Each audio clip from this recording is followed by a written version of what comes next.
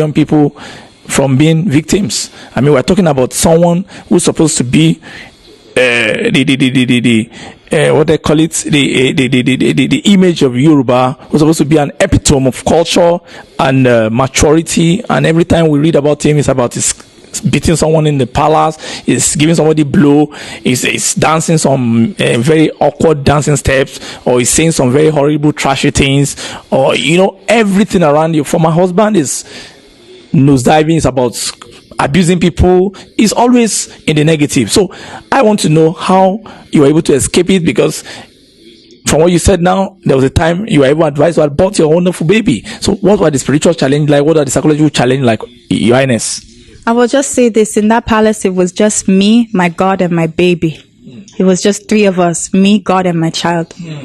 Again, even sometimes I look at other Oloris in Yoruba land, Olori Naomi, Olori Ola from Iwo, from Oyo, beautiful Oloris, and they have their moms, their sisters, their families. They have support. I had no support. Being with an Oba, that imagine I'll catch him sleeping around. I caught him in my bed on top of a 13-year-old girl. You caught him live. 13-year-old girl. That's humiliation to you, Your Highness. And his excuse is, I'm a king and I'm allowed to do these things.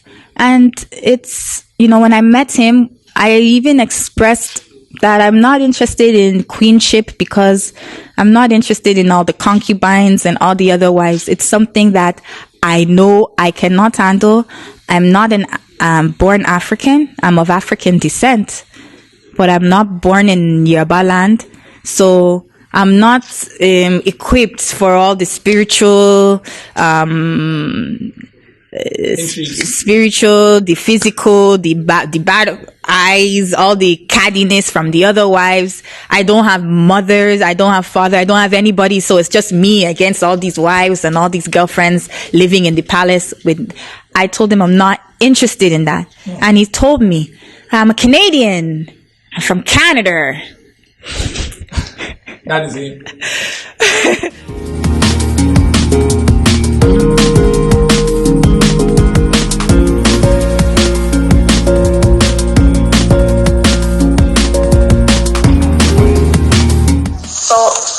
This is just all I was just saying to you, why out of all the women you would pick a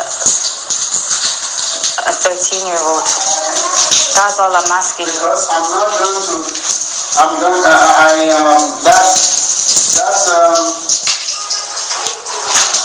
can start over with that. With a 13-year-old, you want to start over? Well, she would be listening to me. So you, a 51-year-old man and a 13-year-old is okay? If that man is an 88. No, for you. All you will say is yes or no. For you.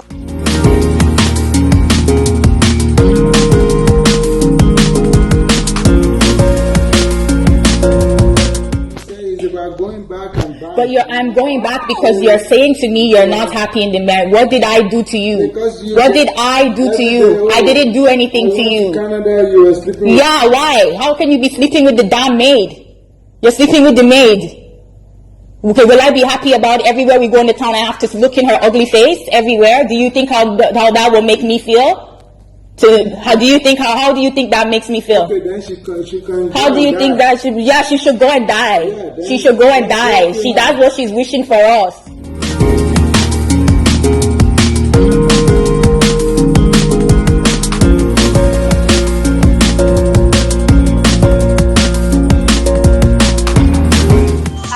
Yes, so you go and tell the little she anything to spoil me. I wasn't trying to spoil you. You did. I was not trying to spoil you. I was talking to my father. He told me. He said, "Oh, I was talking to my father." Your wife told me.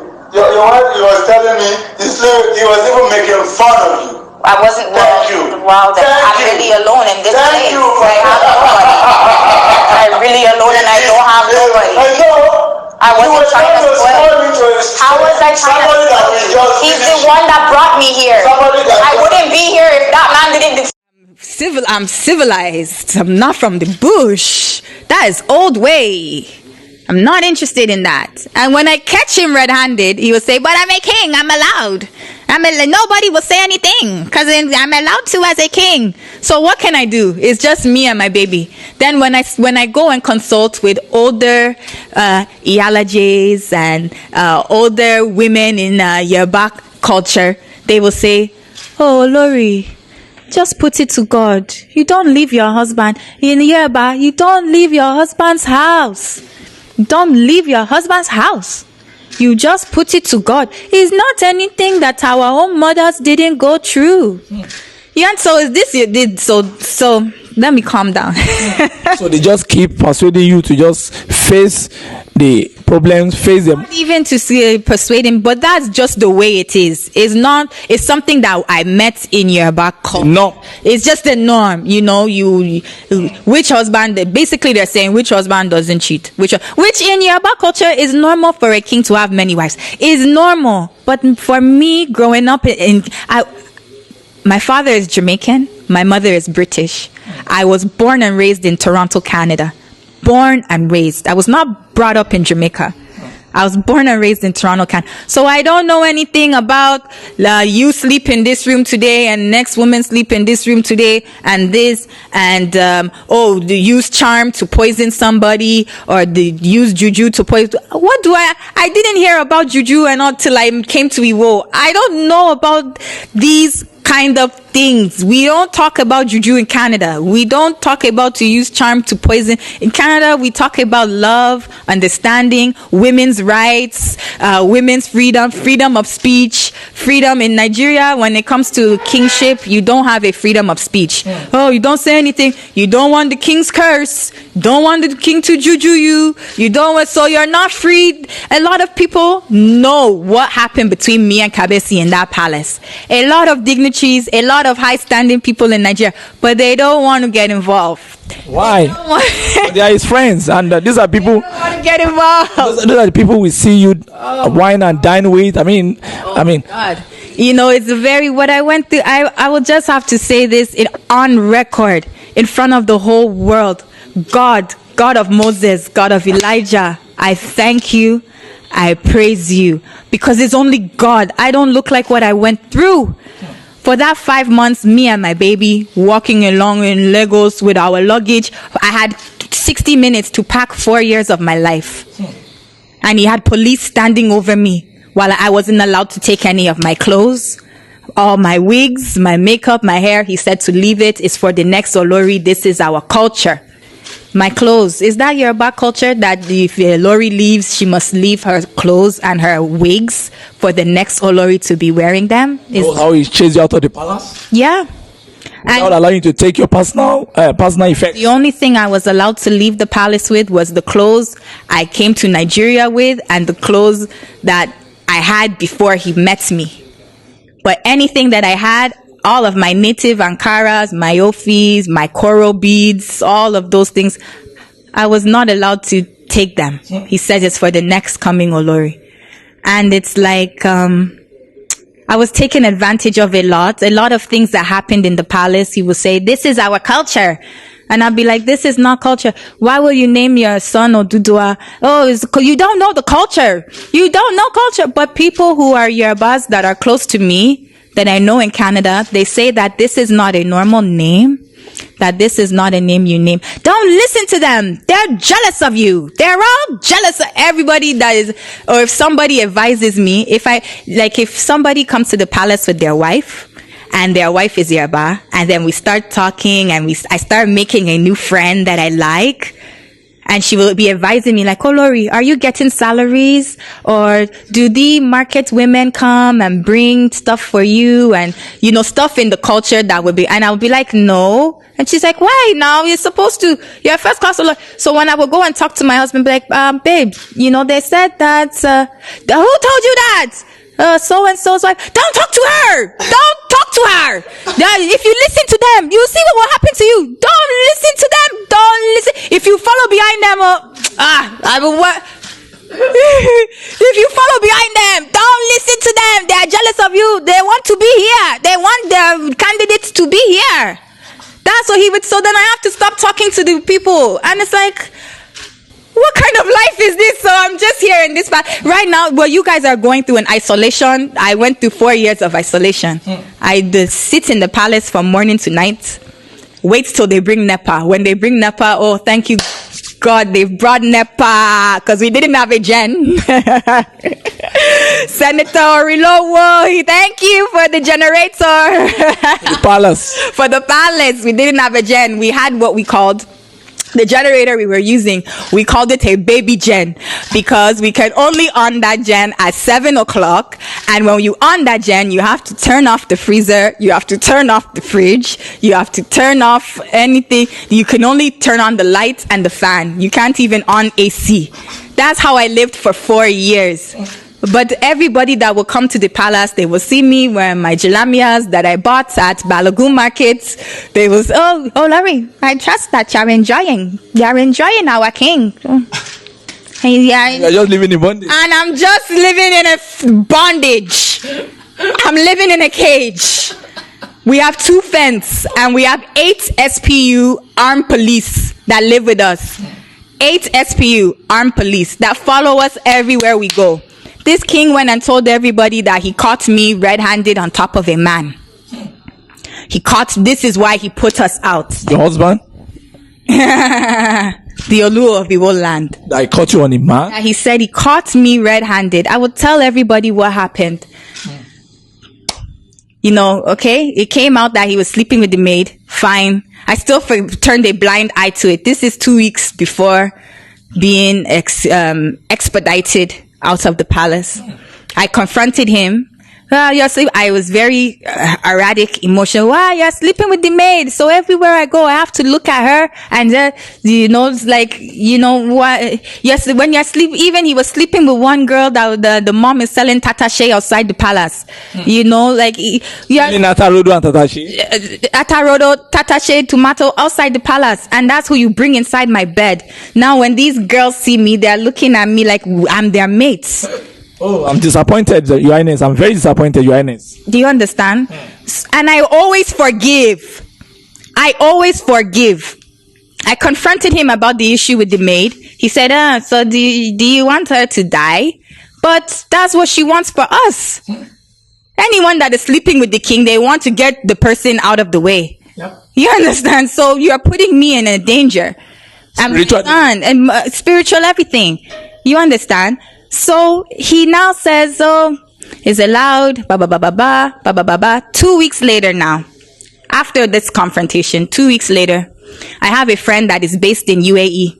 I haven't seen this friend since 2013. I haven't seen him since 2000. I celebrated my birthday in September. On Instagram, I posted happy birthday to me. And he sent me a message. Happy birthday. What's your WhatsApp? I haven't talked to him in years. I sent him my WhatsApp. Started chatting. He was just chatting me up. Oh, how are you? How is Christmas? I've seen on your pictures, you're looking very sad. I was posting videos on Instagram at that. So he's like, try to post more videos. If that will make you happy, make more videos. I always love you. In Canada, you have friends. Your friends will say they love you. You can be my good friend from 15 years and I can say, I love you. Yes. You're my friend. Yeah. You understand? He said, I love you. You're my babe. Just try to make yourself happy. We know it's not easy. Oluo saw the message.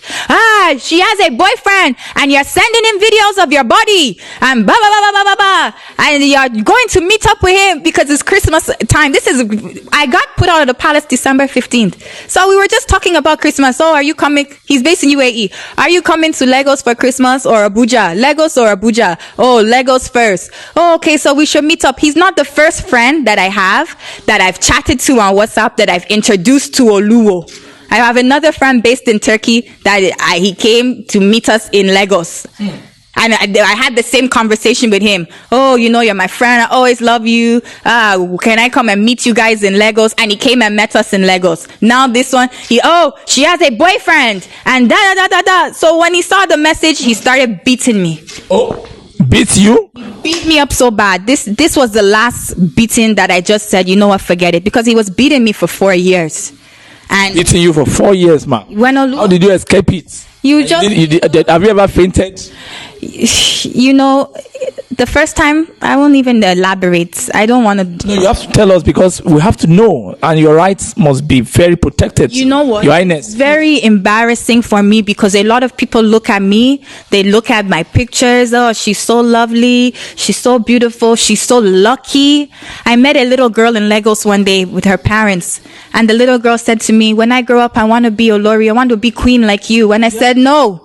I said, no, you don't want to be don't aspire to be a man's wife. Go to school. What do you like to do in school? I want to be a teacher. Then be a teacher. A married person that you love. If he becomes king, he becomes king. If it's your destiny, it's your destiny. But don't say you want to marry a king. It's not easy. It's not something I want to, all you girls that you want to be Olori.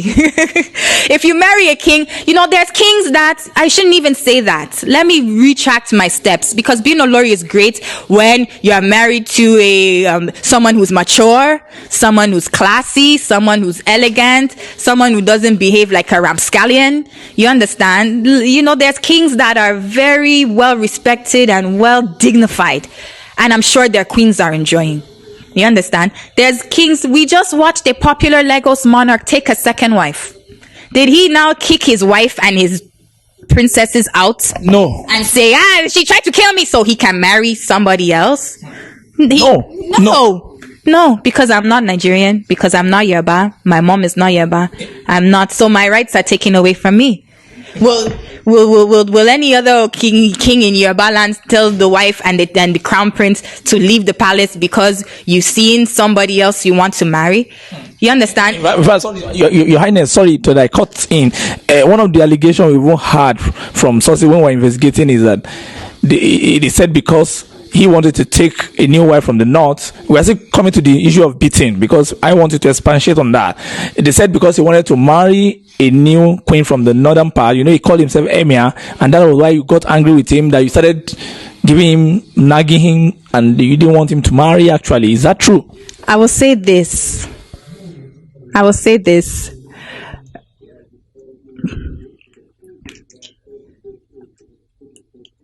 He's very obsessed with anything with the North.